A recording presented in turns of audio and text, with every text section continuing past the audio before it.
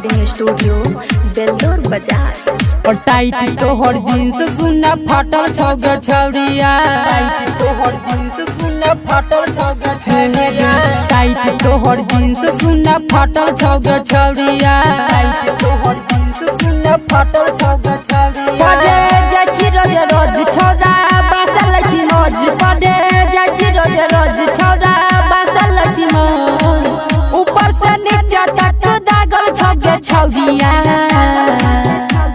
और टाइट तोहर जींस सुनना फाटल छौगा छौरिया, टाइट तोहर जींस सुनना फाटल छौगा छौरिया।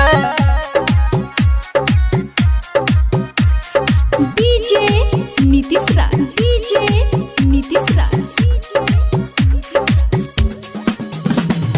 टाइट तोहर जींस सुनना फाटल छौगा छौरिया। मिक्स वार आलोक बेल्लोरिया। पढ़े जाछि छौरी तो बुलेटवा से, छौरा बाका दई छी की बूढ़ावा के, छौरा बाका दई छी की बूढ़ावा के। पढ़े जाछि छौरी तो बुलेटवा से, छौरा बाका दई छी की बूढ़ावा के। दोनों सामान पॉकेट के सटल छौगे छौरिया। आगे टाइट तोहर जींस सुनना फाटल छौगा छौरिया, टाइट तोहर जींस सुनना फाटल छौगा छौरिया। डीजे नीतीश राज, डीजे नीतीश राज।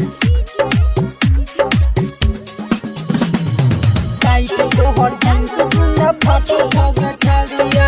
मिक्स वार आलोक बेल्लोरिया। नदिया किनारबा घूमे जाई छी, छौरा बानी तीसबा से मिल जाई छी, छौरा बानी तीसबा से मिल जाई छी। नदिया किनारबा घूमे जाई छी, छौरा बानी तीसबा से मिल जाई छी। नीरज निराला के तो डटै छी छौरिया। और टाइट तोहर जींस सुनना फाटल छौगा छौरिया, और टाइट तोहर जींस सुनना फाटल छौगा छौरिया, टाइट तोहर जींस सुनना फाटल छौगा छौरिया, फाटल छौगा छौरिया। Mithila recording studio